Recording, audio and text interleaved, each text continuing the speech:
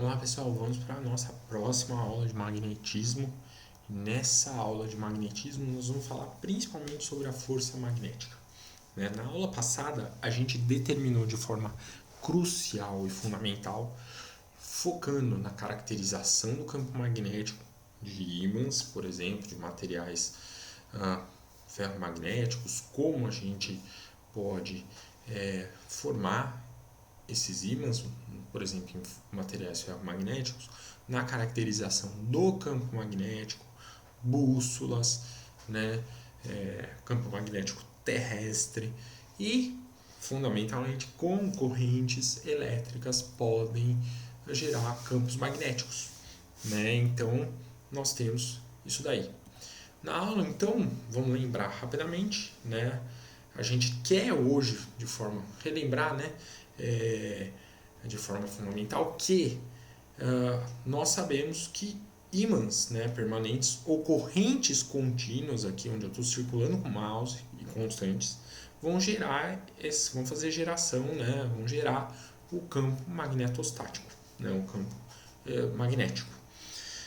É bom falar que também campos elétricos que variam também linearmente também geram esse V. Então isso foi assunto da nossa última aula.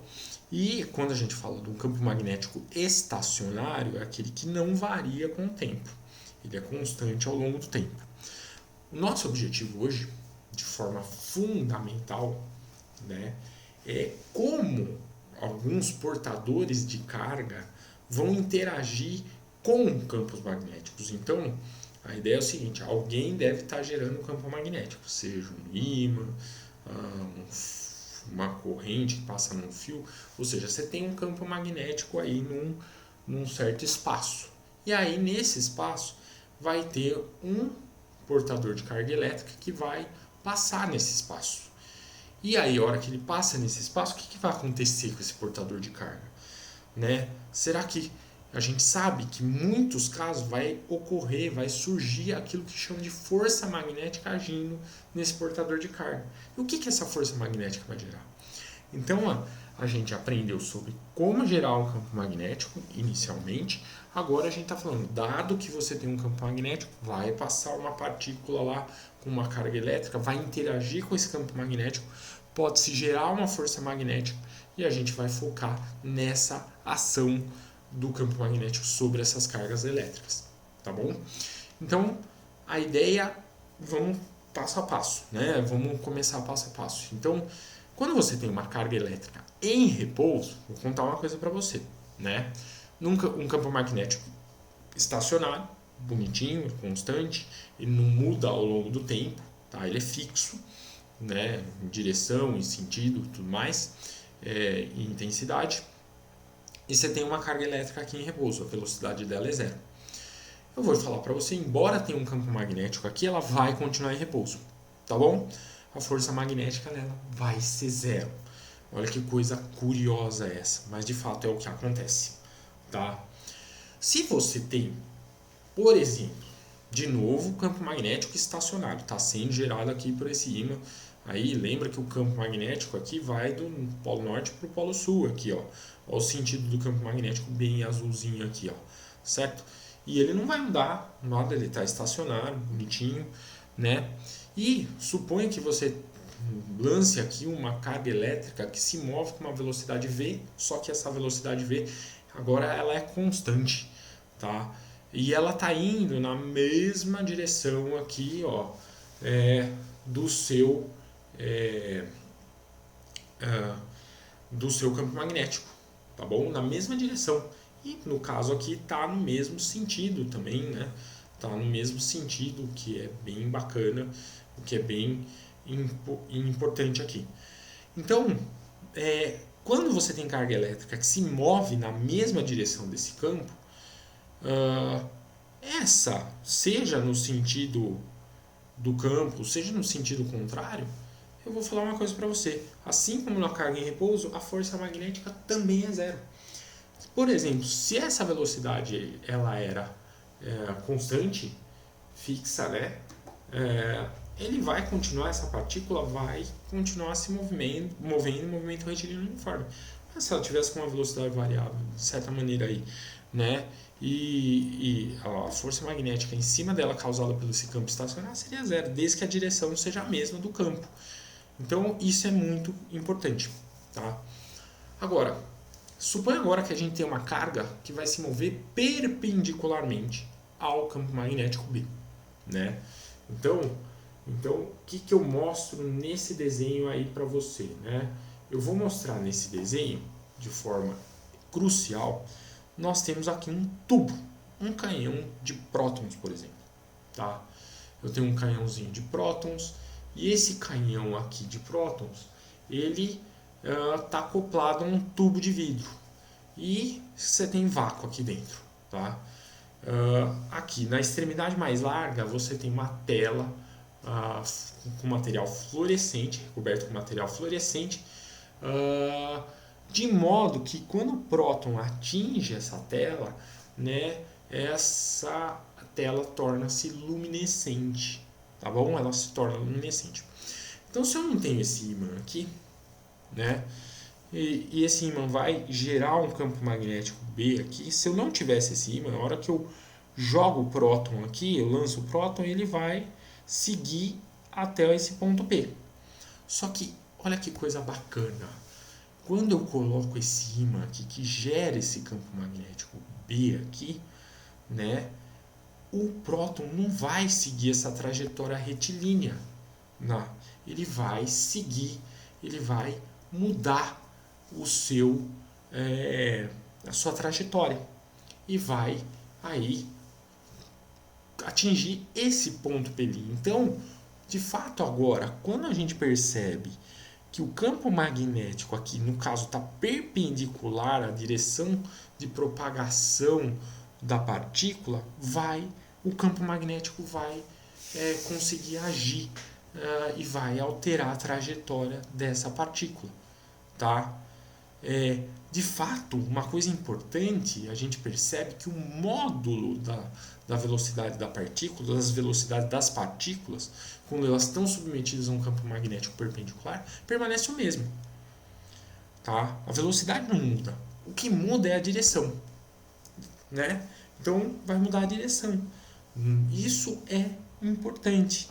Então, se você, por exemplo, né, quando a gente está vendo aqui esse desenho, eu vou colocar aqui para você, né, que dado que a velocidade de propagação nesse próton aqui, ó, nessa partícula positiva, está aqui para frente do nosso plano, se a gente tem um campo magnético aqui em B, a força magnética vai estar para cima, né? Ela vai ser perpendicular ao plano definido pelo V e pelo B, tá?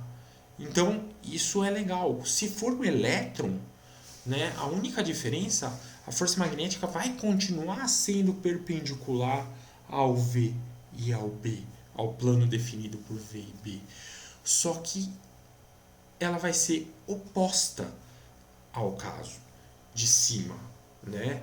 Então nós temos aí uma coisa muito bacana, muito legal, em que a força magnética vai, sem dúvida nenhuma, tá perpendicular ao plano definido por V e por B, uma vez que esse V e o B são perpendiculares, tá? Então, de forma genérica, eu discuti o caso perpendicular, mas eu quero falar uma coisa para vocês. A velocidade, na verdade, da partícula, ela não precisava ser perpendicular ao campo magnético. Ela pode formar um ângulo θ com o campo magnético. A hora que ela forma um ângulo θ com o campo magnético aqui, tá? Nós sabemos que de forma crucial a gente pode, sem dúvida alguma, decompor essa velocidade num V aqui que vai ser paralelo ao campo magnético. E se você tem um V paralelo ao campo magnético, você sabe que não vai resultar em nada de força magnética, mas essa velocidade aqui pode ser decomposta de forma a ficar perpendicular ao campo magnético. E pelo experimento anterior, pelo nosso slide anterior, toda vez que você tem uma velocidade perpendicular ao B, você vai ter uma força magnética, né, perpendicular ao plano definido pelo B e pela essa velocidade perpendicular.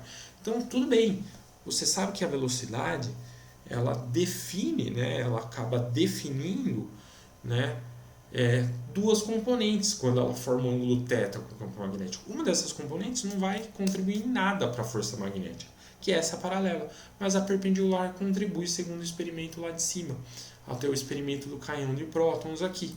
Então, a gente pode, quando nós temos de maneira genérica a velocidade formando um ângulo com o campo magnético, nós podemos também calcular e saber quem é essa força magnética. E aí vem uma expressão muito importante. Qual é a expressão muito importante? A expressão muito importante é que nós podemos saber a intensidade dessa força magnética em Newton.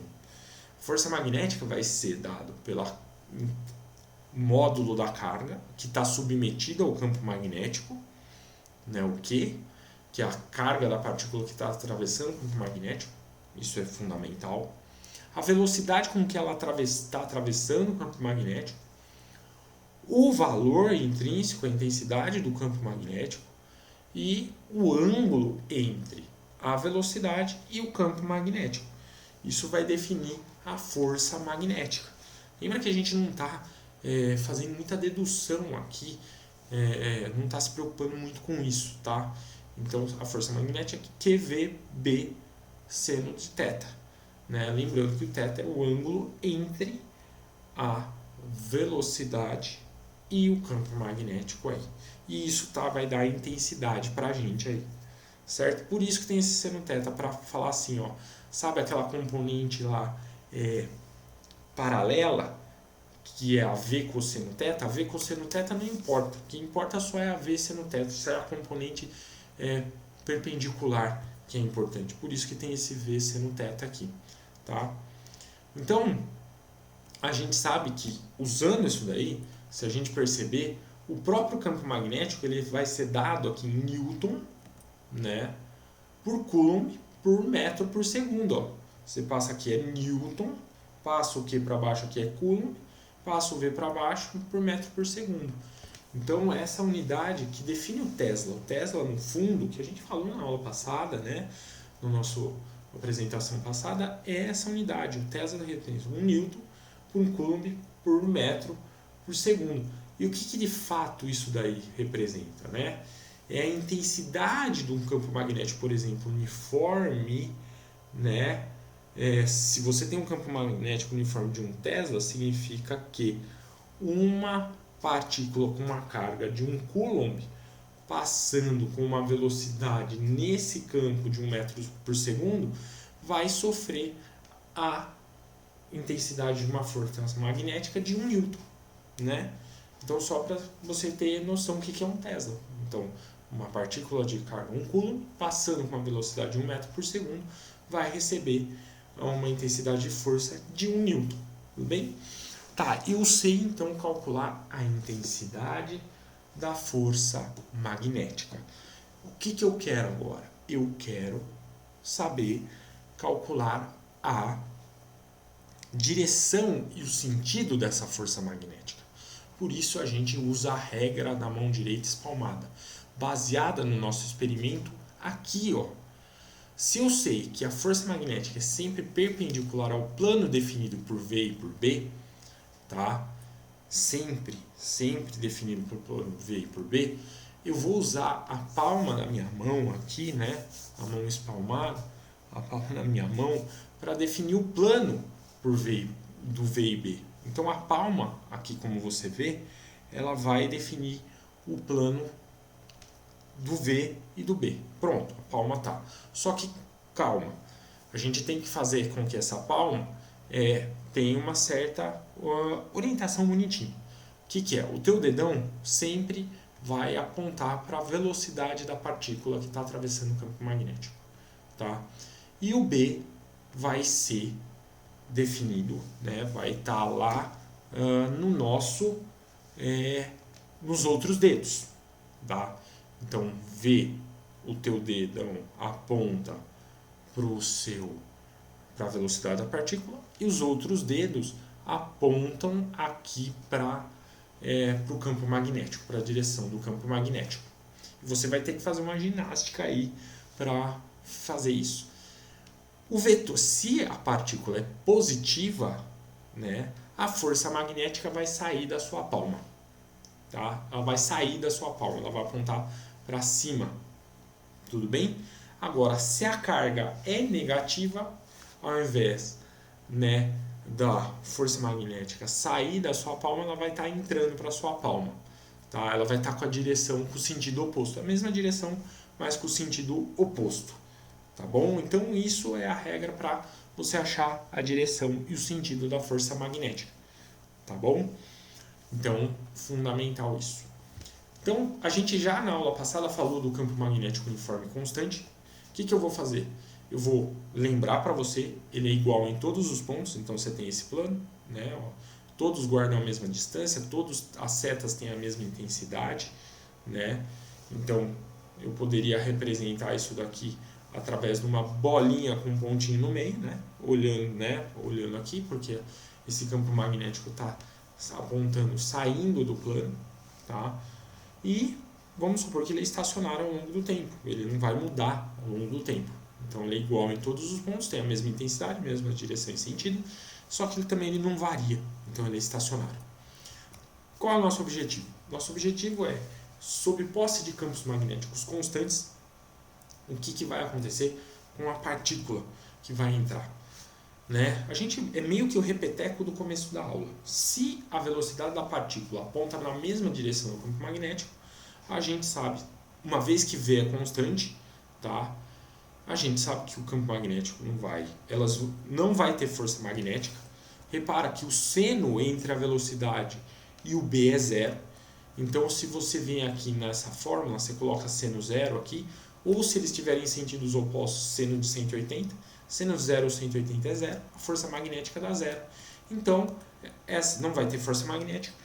Essas partículas vão continuar suas trajetórias retas e vão continuar, por exemplo, se elas entraram com velocidade constante, vão continuar fazendo um movimento retilíneo uniforme. Acabou.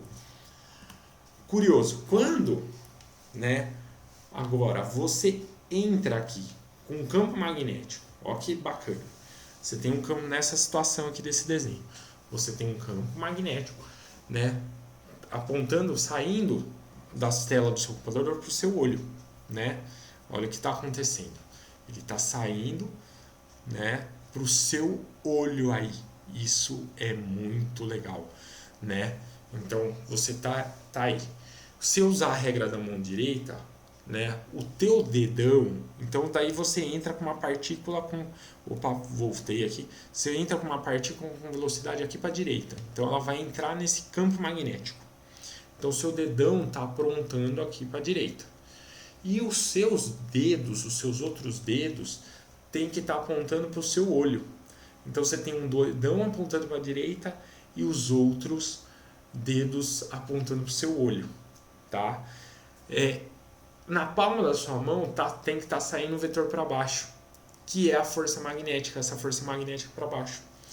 O que vai começar a acontecer? Você sabe que, sob domínio desse campo magnético uniforme, com uma força apontando para baixo, e em todos os pontos você vai ter uma força apontando, se o V mudar aqui, então ela vai trazer, a hora que ela aponta para baixo nesse ponto, ela vai fazer com que o vetor velocidade mude de direção. A hora que ele muda um pouquinho de direção, vai nessa outra posição aqui. Você tem o V para baixo e de novo, agora os seus dedos estão, os outros dedos, sua mão deve ter curvado um pouco. Agora, fundamentalmente, os outros dedos devem estar também saindo para o seu olho, só que sua mão deve estar mais virada. E a força magnética virou um pouco. Mas quando você prolonga essa força magnética e essa força magnética nesse ponto, você vê que elas concentram para o mesmo ponto. Ou seja, a força magnética está fazendo papel de resultante centrípeta. Então, se a força magnética está fazendo papel de resultante centrípeta, você pode igualar aquele aqui, ó, QVB seno de 90, porque de fato o vetor velocidade, o vetor campo magnético tem ângulo de 90, como a gente está percebendo, né? Então vai ser a força magnética vai ser QVB, certo? QVB, ó que bonitinho, né? O V já era perpendicular ao V, então vai ser QVB. Só que a força magnética é a resultante centrípeta, então é mv quadrado sobre r. Esse Rão aqui, esse Rão não é de resultante centrípeta, né? É o R que vai definir o raio, porque isso daqui vai ser um movimento circular, uniforme, porque uniforme que você não tem resultante tangencial, você só tem resultante centrípeta. Ah, legal. Então é igual a mv quadrado sobre r, r é o raio que essa partícula vai fazer aqui, né? Com o QVB. Aí eu chego ao raio que vai ser descrito por essa partícula nesse campo magnético uniforme. Então, raios MV 1 kb aqui, que é o que eu aprendi quando eu estava no ensino médio. O raio da trajetória de uma partícula passando por que entra perpendicular ao campo magnético é raios MV 1 kb, né? Quanto maior a velocidade, maior vai ser esse raio. Tá? Quanto maior a massa da partícula, maior vai ser esse raio também. Né? Quanto mais intenso é o campo magnético, menor é o raio. Se você usar também cinemática, o que você aprendeu de cinemática de movimento circular, você pode tranquilamente achar o período disso daí, né? Como é que a gente acha o período disso daí? Como é que você acharia o período disso daí? Você pode fazer isso como exercício aí nesse sistema aí que a gente está apresentando para você. O exercício é você pegar simplesmente ômega igual a 2πf, né, que talvez seja interessante, ou simplesmente você pensar basicamente que talvez uma ideia bem legal, né, que a gente tem aqui é que a gente tem que o raio, a velocidade aqui pode ser escrita como raio RQB, né, sobre o M aqui. Você sabe que a velocidade pode ser calculada como ΔS sobre ΔT, só que o ΔS é um 2πr, que é um ciclo completo sobre um período. Igual a essas velocidades, você chega aqui, o período é 2π vezes m sobre QB. Eu dei as dicas, mas você pode calcular o período de movimentação dessa partícula aí, ok? Outro caso bacana e interessante, que é o último caso que a gente vai discutir aqui, que é o caso quando a partícula entra com uma velocidade cuja direção fica entre 0 e 90 graus com B. Ou seja, ela não é 0, ela não é 90, ela é um θ qualquer com o ângulo que faz com o campo magnético aí. Né? O que acontece nesse caso? Né? Então, nesse caso, para a gente fazer análise nesse caso, é muito bacana que a gente veja que a velocidade vai ter uma parte paralela ao campo magnético, essa não vai se alterar, ela vai continuar do jeito que ela é, e vai ter a parte componente perpendicular que vai alterar, tá bom? Então, beleza. Então, a parte paralela, que é o V cosseno de θ aqui, ela vai continuar V cosseno de θ, bonitinho aí, né? Então, a partícula vai tentar continuar indo reto nesse campo magnético, né? Ela vai ter uma parte dela vai continuar um MRU. Só que a parte perpendicular, né, ao campo magnético, você sabe o que vai acontecer, né? A parte perpendicular, a gente já viu, o campo magnético vai ter uma força magnética aportando para o centro. Então vai ter um movimento circular uniforme. O que resulta da composição desses dois movimentos? Então uma parte está fazendo o cara circular e uma parte está fazendo ele reto. Então, ao mesmo tempo que a partícula descreve o movimento circular uniforme, ela também descreve o movimento retilíneo uniforme. Então, a composição dessas duas coisas gera esse movimento helicoidal aqui. Olha que bacana, né? Ela está tentando ir para frente, mas ela está fazendo um movimento circular, a composição dessa hélice, um movimento de hélice cilíndrica, né?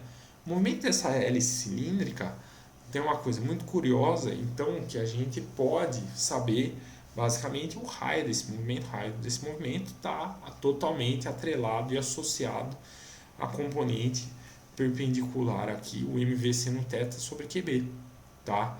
Então você quer saber o raio dessa hélice cilíndrica, né? Dessa base cilíndrica aqui, ó, que está associado, que é um cilindro.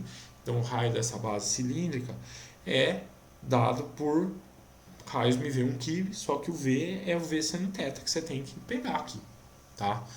Tem outra coisa legal que a gente pode ver, que é o que a gente chama de passo, né? O passo da hélice, que é a distância que a partícula percorre na direção do B, né? Durante um período T, durante um certo período associado ao movimento circular uniforme. Então, ela está nesse ponto aqui, depois ela volta a estar nesse ponto, porque de fato ela completou um período aqui no movimento circular uniforme. Então, o passo desse sistema fica como exercício para você, né? E a dica, basicamente, esse passo está associado a você. Sabe que a velocidade paralela ao campo magnético é V cosseno de θ. E que esse passo, né, basicamente, é a distância que o cara percorre. Então, a distância, o que é a distância? Então, esse P, basicamente, é a velocidade paralela, que é o V cosseno de θ, vezes o período. Só que você sabe calcular o período. O período está aqui, ó, 2πm sobre QB.